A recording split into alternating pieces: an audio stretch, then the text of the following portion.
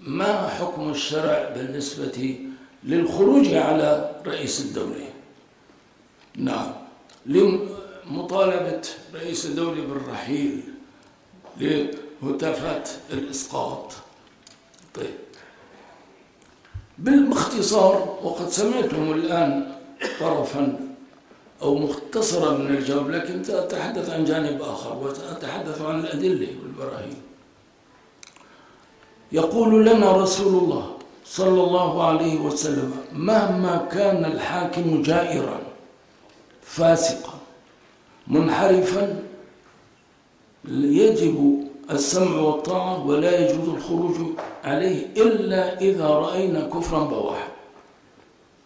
يقول، لاحظوا ما يقول في حديث طويل: سيكون من بعد ولاة قلوبهم قلوب شياطين في جسمان إنس لا يهتدون بهدايتي ولا يستنون بسنتي.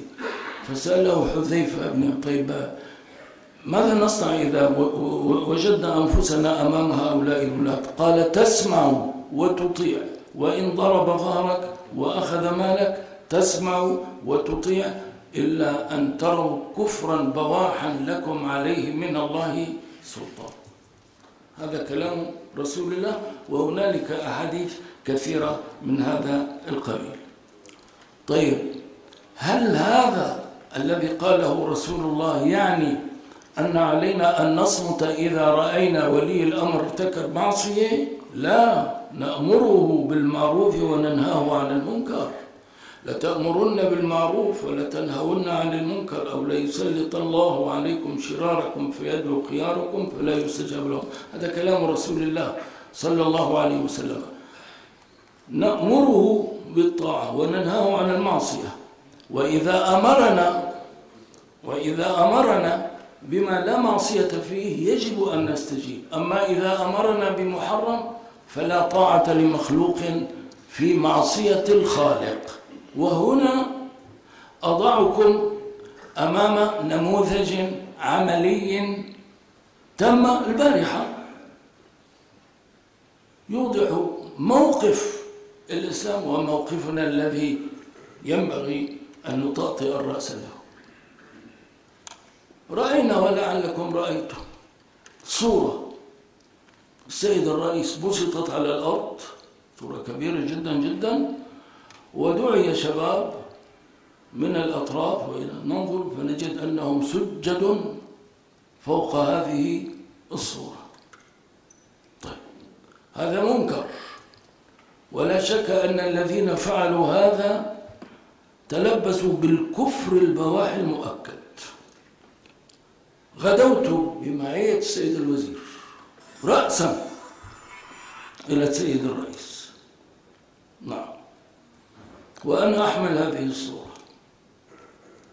قلت له: تأمل سيادة الرئيس، أنا أحلل تحليل ظني، هؤلاء الذين فعلوا هذا الأمر هم في الظاهر من مؤيديك، ولكنهم والله في الباطن ممن يشنؤونك.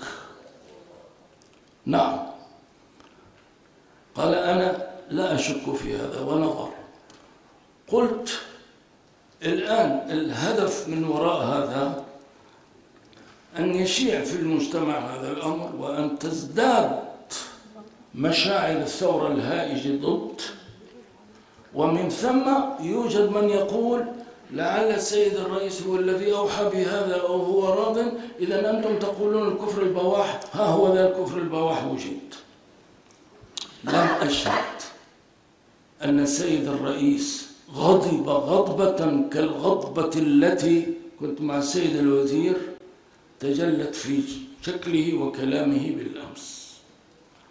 قال: أنا أسجد لله، أنا أعبد الله، كيف أرضى أن يسجد لي الناس وأنا الذي أعبد الله وأسجد له؟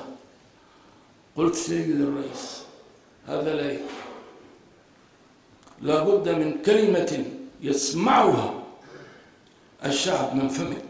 قال: سأتكلم، ولكن ما دامت هنالك ندوة غدا فقل بلساني ما تعلمه من عقيدتي التي أقولها. نعم، وأنا أقول لكم نعم، أولا من فعل هذا فقد تلبس بالكفر البواح، سجد لغير الله عز وجل. ثانيا الذين دبروا هذا الأمر تظاهروا بعظيم المحبة له، ولكنهم جعلوا من ذلك منزلقا له لتهتاج الأمة أكثر فأكثر.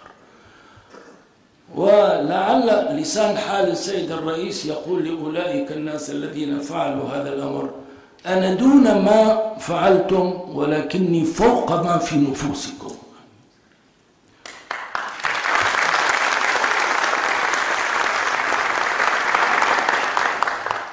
إذن لا يقولن قائل ما دام الكفر البواح لم يوجد لا يجوز الخروج عن الحاكم، إذا نسكت عن المنكر. لا، نحن نأمر بالمعروف وننهى عن المنكر. ولم يبت الموضوع.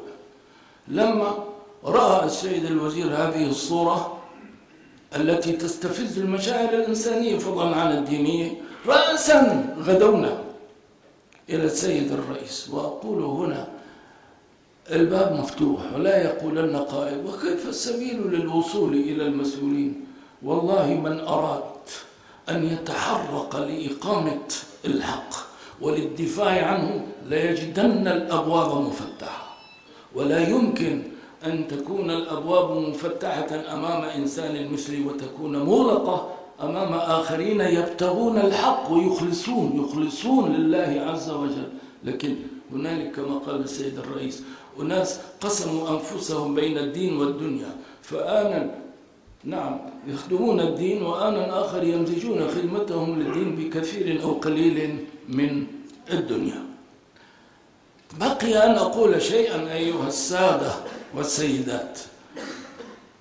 الخروج عن الحاكم إذا لم نجد كفرا بواحا، بل وجدنا مظاهر الدين والإيمان، فيه خلاف. هنالك أناس في بعض الأقنية يخيلون إلينا أن المسألة ذات يعني أبعاد مختلفة وخلاف. لا والله ليست مسألة خلافية، أجمعت الأمة على هذا. وأنا أنقل لكم كلام إمام من أئمة كثيرين ينقلون الإجماع. الإمام النووي معروف، الإمام النووي يقول: وأما الخروج عليهم على أئمة المسلمين وقتالهم فحرام بإجماع المسلمين وإن كانوا فاسقين ظالمين، وقد تظاهرت الأحاديث الكثيرة في بيان ذلك. نعم، هذا كلام الأئمة وليس كلام الإمام النووي فقط.